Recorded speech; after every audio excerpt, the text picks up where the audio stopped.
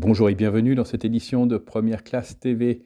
Nous irons tout d'abord en Suisse voir l'élection du meilleur turboprop monomoteur du monde. Et ensuite à Toulouse où aura lieu le premier vol hydrogène du monde, habité bien entendu. L'aviation du futur, c'est tout de suite sur Première Classe TV.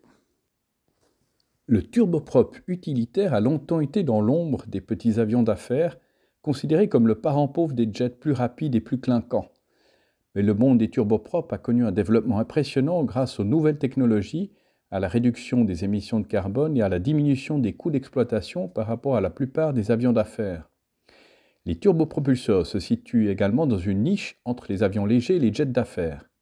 Ils sont plus efficients pour les déplacements régionaux, en particulier vers des aérodromes éloignés, que de nombreux jets, grâce à des coûts d'exploitation plus faibles, une vitesse et une autonomie adaptées et une consommation de carburant plus faible également.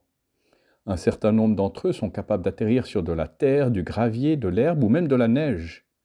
Leurs utilisateurs sont prêts à accepter l'altitude plus basse et les cabines plus bruyantes, en contrepartie des avantages qu'ils en retirent. Mais la vérité est que les turbopropulseurs ont évolué pour devenir compétitifs par rapport à de nombreux jets. Si nombre d'entre eux remplissent des missions humanitaires en transportant du fret ou en servant d'ambulance aérienne, d'autres continuent d'ajouter des caractéristiques de luxe à leurs versions exécutives pour offrir une expérience plus proche de celle d'un avion à réaction. Pour les vols régionaux, le turboprop reste un favori. C'est ainsi que le Pilatus PC-12 vient d'être élu meilleur turboprop polyvalent.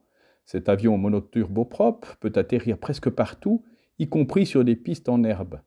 Ses faibles coûts d'exploitation, jusqu'à un tiers de moins qu'un bimoteur comparable, expliquent pourquoi le nombre d'exemplaires construits approche les 1000 appareils depuis son entrée en service en 2008.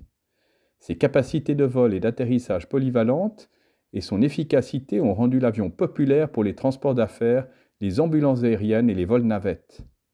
La version la plus récente, le PC-12 NGX, est propulsé par un Pratt & Whitney Canada PT6X67B qui lui confère une vitesse de croisière de 540 km/h et un rayon d'action de 2400 km. L'avion a une vitesse de décrochage de 120 km/h et une distance de décollage de seulement 500 mètres. Sa cabine a été conçue par BMW et peut accueillir jusqu'à 10 passagers. C'est un véritable exploit technologique que vient de réaliser la start-up toulousaine Beyond Aero, en effectuant le premier vol habité d'un avion propulsé uniquement par de l'hydrogène et de l'électricité. Le prototype utilisé pour ce vol inaugural a été baptisé Blériot, en hommage au pionnier de l'aviation Louis Blériot. L'hydrogène permet d'alimenter l'avion pendant 2 tiers du vol, les batteries prenant le relais pour le dernier tiers. La campagne d'essais en vol s'est déroulée sur l'aérodrome de Gap-Talard et a permis de réaliser 10 décollages et 2 vols complets. Ces résultats confirment la faisabilité de la technologie de propulsion hydrogène électrique pour l'aviation et ouvrent la voie à de nouveaux développements prometteurs. Beyond Aero ambitionne de développer un avion d'affaires pour 8 passagers capable de parcourir 1500 km à une vitesse de croisière de 570 km/h. La société a déjà signé des lettres d'intention pour 72 avions d'une valeur totale de 580 millions de dollars. Le vol inaugural du Blériot n'est pas qu'une simple prouesse technique.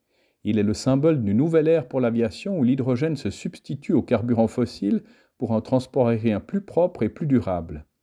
L'industrie aérienne est responsable de 2% des émissions mondiales de CO2 et de 12% des émissions du secteur des transports.